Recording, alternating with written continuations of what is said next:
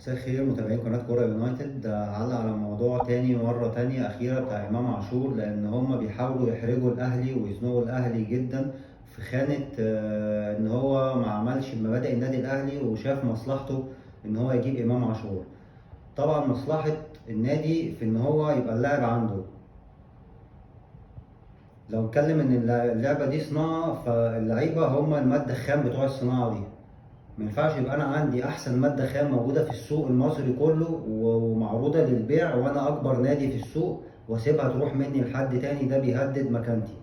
فان محمود الخطيب او ان مجلس اداره النادي الاهلي ياخدوا قرار ان اللاعب ده ينضم ليهم، الناس دي فكرت بشكل كامل وبطريقه واحده بس، هي تحقيق مصلحه النادي.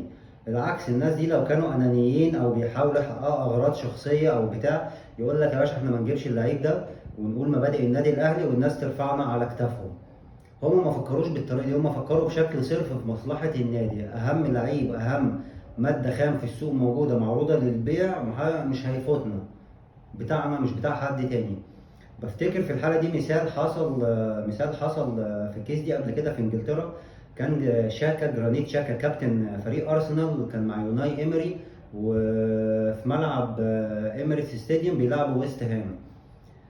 ارسنال الموسم ده كان مستواه وحش جدا وبيخسروا نقط كتير. شاكا كابتن الفريق، تغيير في الدقيقه 65 او 70 والفريق خسران على ملعبه. شاكا طالع متضايق شويه، باطئ شويه وهو متضايق من التغيير. الجمهور زم عليه، شتمه، شاكا اتنرفز وقلع شارة الكابتن وقلع الفانيلا وشتمهم وشتموه، وكانت اخر بهدله. يعمل ايه النادي في الحاله زي دي؟ لو بقى قصه نقول المبادئ ومش المبادئ وشكلنا قصاد الجمهور، يطيروا اللعيب والجمهور يسقف لهم، والجمهور نفسه اصلا طلب كده، مشوا اللعيب ده ما نشوفوش تاني، واللعيب رمى الفانيلا على الارض. بس النادي اتصرف ازاي؟ ده موقف غضب. مصلحة النادي في ايه؟ ان الكابتن يمشي في يوم وليلة، ما يبقاش كابتن الفريق اللي بقاله 5 6 سنين موجود، عمره ما أثر في حاجة، بيعمل دوره على أكمل وجه، الفني أو دور الأدبي أو المعنوي ككابتن للفريق. ولا احنا هنرضي الجمهور ولا احنا هنرضي شاكا، احنا هنتصرف صح، هنحافظ على الكابتن بتاعنا وهنعدي بيه بر الامان، والجمهور بتاعنا هنحتضنه ونحتويه وما نمشيش معاه في الموقف ده، ونحاول نعمل مصلحة النادي. كمل شاكا سنة واتنين والفريق بقى أقوى، وشوفنا مستوى شاكا السنة اللي فاتت كان هايل، لعيب خبرة وإكسبرت ودولي ومؤثر جدا في الفريق على فكرة على مستوى القيادة. والجمهور بقى بيهتف له ونسيوا كل حاجة وحبوه وشالوه ومعزز مكرم.